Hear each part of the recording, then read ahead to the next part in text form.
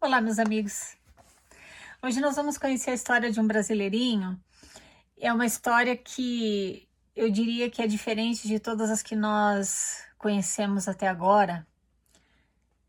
E é um assunto que talvez muitos de vocês desconheçam, mas vamos lá. Ele fala o seguinte: Olá, Vânia. Minha família é uma das primeiras famílias mórmons aqui no Brasil. Eu nasci no convênio, ou seja, desde que ele nasceu, a família dele já era membro da igreja, tá? Eu nasci no convênio e sou a terceira geração de missionários. Fui missionário também e servi os 2 anos, além de ter me casado no templo. Meu avô foi um dos primeiros mórmons no Brasil. Se batizou ainda como adolescente e nunca se afastou. Ele foi missionário, bispo, presidente de estaca, presidente de missão, patriarca, enfim. Só não chegou a ser uns 70, nem nada acima disso. Além da atividade eclesiástica, ele também trabalhou para a igreja, exercendo sua profissão durante sua vida toda, em um cargo muito importante em que todo o material que vinha de Salt Lake passava por suas mãos antes de qualquer um no Brasil. Como você pode ver, ele foi uma grande figura na igreja, tanto que se tornou até famoso. Muitos membros da igreja me perguntam sobre ele quando descobrem meu sobrenome. Isso é bem comum, né? Alguns viram celebridade mesmo.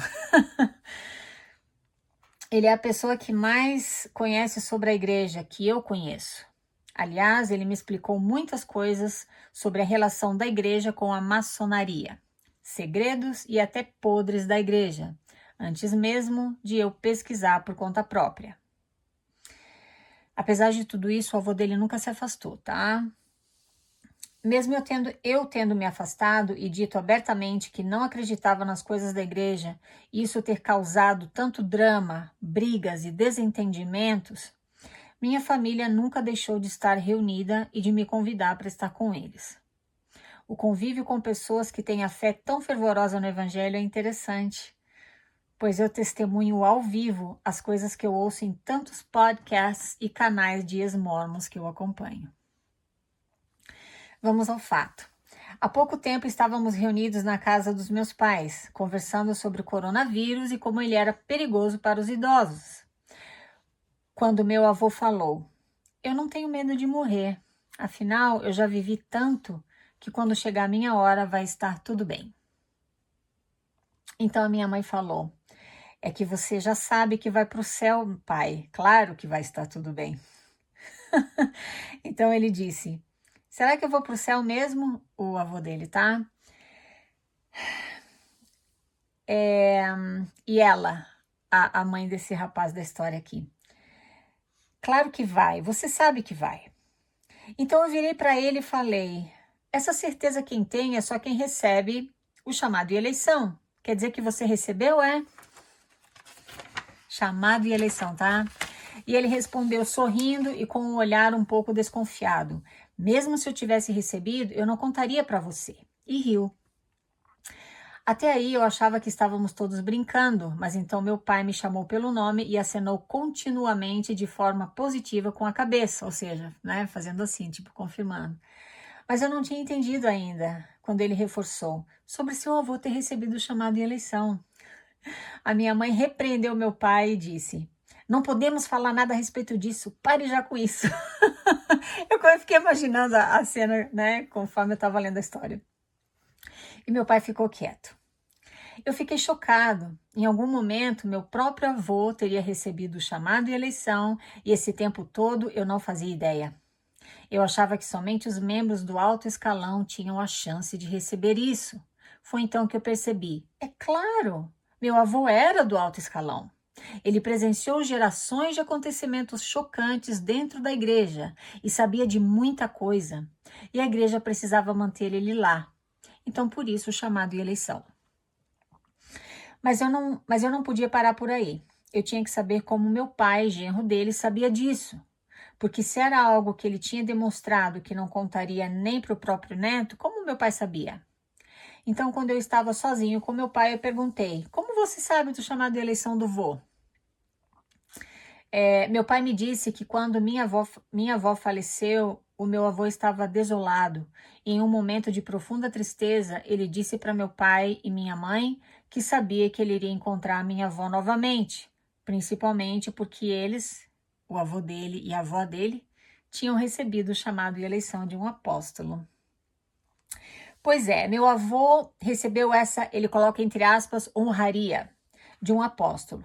Eu acho errado e prejudicial esses chamados e eleições, pois é como se fosse uma carta branca para você fazer o que bem entender depois deles. E tudo bem, porque seu lugar no céu está reservado. É claro que para um homem doce e de coração bom como meu avô, isso não surtiu efeitos negativos, mas consigo imaginar isso surtindo efeitos desastrosos dependendo da pessoa que recebe essa, entre aspas, honraria. Essa história confirma outras que eu tinha ouvido em podcasts ex-mormons, de pessoas que disseram ter recebido o chamado de eleição. Quanto mais tempo se passa, mais eu sei, sem sombra de dúvidas, que essa igreja não é verdadeira. Obrigada pela oportunidade de contar essa história. Um abraço para você e para toda a família Freedom. Um abraço, meu querido. E muito obrigada por mandar a tua história pra gente, porque é a primeira história que eu conto aqui em que alguém fala, né, sobre um membro da família que recebeu o chamado de eleição. Para você que não sabe o que é chamado de eleição, é o seguinte. Eu tô rindo porque isso é patético, né? É ridículo. Funciona assim. No momento em que o templo está fechado, viu? Não tem ninguém lá, não tem sessões acontecendo, não tem público lá, num horário assim bem, sabe, aleatório, o apóstolo e o casal, porque é sempre o casal, eles se encontram, eles marcam, né, de se encontrar no templo e tudo mais, eles, né, se eu não me engano, o homem já sabe o que vai acontecer e a mulher só fica sabendo lá, né, na hora. Porque mulher, né, nem tem sacerdócio, né, mulher não importa, né, bobagem. Então eles chegam lá e eles vão numa sala especial e o apóstolo, né, ele sela, ele usa o poder do sacerdócio real, que só a Igreja de Jesus Cristo dos Santos dos Últimos Dias tem esse poder. O sacerdócio real, o sacerdócio que Jesus Cristo usava quando ele andava na terra, foi restaurado, segundo o mormonismo, né?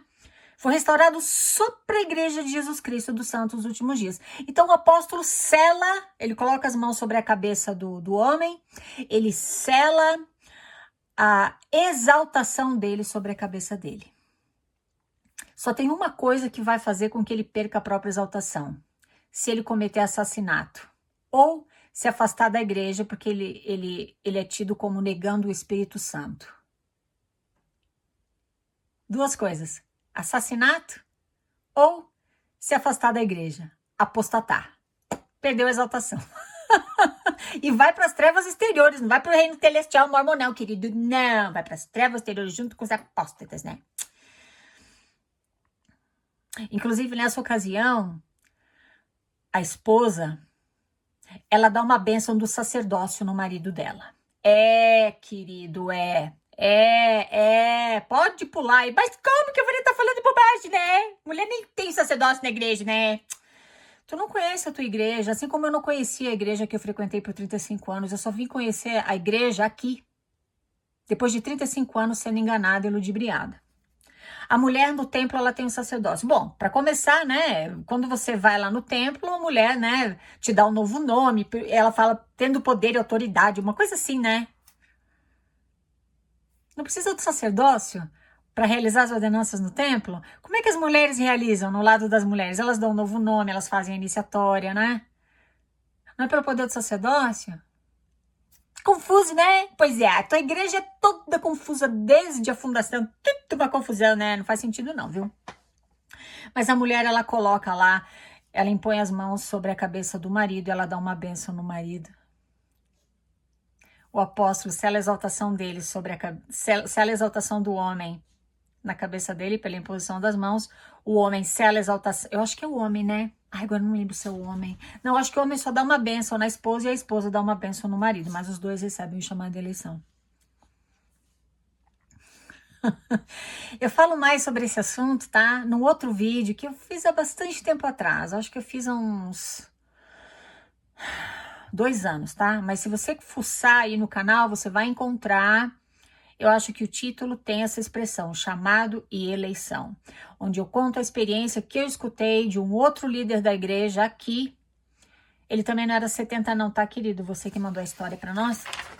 Ele não era 70 não, mas ele era parte do alto escalão, exatamente como você falou, tá?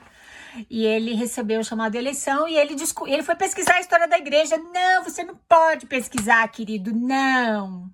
Que aí estraga tudo, né?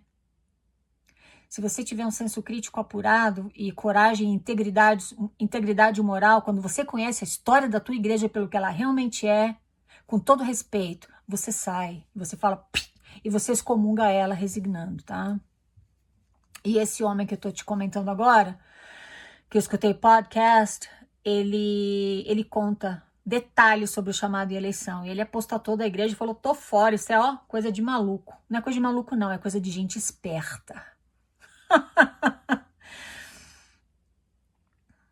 Então, querido, você que mandou a história para nós, obrigada pela confiança, viu? E mandar pra gente. Teu avô acredita em tudo isso.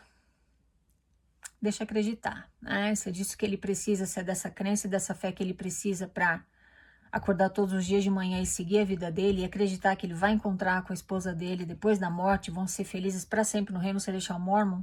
Tá tudo certo, né? Ninguém deve tirar isso dele, não, né? Mas você tem razão. O chamado de eleição, ele dá carta branca, como você muito bem colocou, para o casal que recebeu isso, fazer o que bem entender. Pode mentir, mas aí, né, justifica, né? Pode mentir, pode roubar, pode trair, pode fazer o que quiser, pode adulterar, não vai perder a exaltação. Querido, é assim que funciona, Você que tá escutando pensando, a Vânia tá louca. Eu tava louca por 35 anos porque eu frequentava uma igreja, dedicava meus bens, tempo, talentos e energia para ela. Não sabia na canoa furada que eu tava embarcada. Agora eu tô sã, né? Agora eu tô com o pé bem no chão. A minha raiz agora é conhecimento, não é ilusão. Eu só queria, para encerrar, fazer uma colocação. É muito interessante como esse sacerdócio real, ele tem poder e autoridade para selar a exaltação de um homem e de uma mulher, né? Como se fossem deuses, né? Então, o casal tá garantido que vai herdar o mais alto grau do reino celestial, porque o reino celestial mormon tem 3 divisões também. Ai, querido, tem que suar a camisa, né? Não é fácil assim, não. Pensa o quê? Não é só ser branquinho e heterossexual, não. Tem que suar a camisa para chegar lá no terceiro, né? Não, no terceiro não, no primeiro, né, grau do reino celestial mormon. Ixi, tem que suar a camisa. Então, esse sacerdócio real que eles alegam ter sido restaurado para eles, tem o poder de selar a exaltação, né? Sobre a cabeça de um casal. Mas não tem o poder de curar pessoas e salvá-las dessa pandemia. Por que o número de mortes continua aumentando? Se o verdadeiro sacerdócio real está restaurado sobre essa terra, cadê esses homens? Por que o presidente da Igreja de Jesus Cristo dos Santos Últimos Dias, ao invés de fazer, acho que 2 convocações de jejuns mundiais, né? Vamos todos jejuar, né? Pelo coronavírus, sei lá o que lá, né? Mas tem que pagar, né? Porque se não pagar, Jesus, o Senhor não dá tuas bênçãos, não, querido. Eu tô brava, tá? Eu tô indignada, porque esse assunto aqui me irrita. Porque falou no sacerdócio, né? Então você jejuou e pagou, né, tua oferta de jejum. Por que ao invés disso ele não fez 2 convocações dos portadores do sacerdócio real visitarem hospitais e abençoarem as pessoas e curarem os doentes para eles saírem de lá? Os hospitais não estariam no caos que ficaram, né? Na Itália, aqui nos Estados Unidos, no Brasil, eu sei que a coisa também tá complicada. Por que o sacerdócio real não evitou isso? Mas também, né, não é assim, né, Vânia?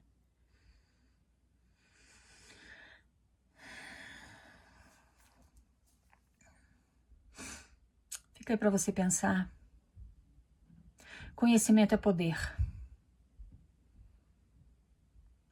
Conhecimento é o oposto de fé. Procure encontrar esse equilíbrio na tua vida para você não ser enganado. Tá bom? Muito obrigada por me escutar, meus queridos. Falamos na próxima. Tchau, tchau.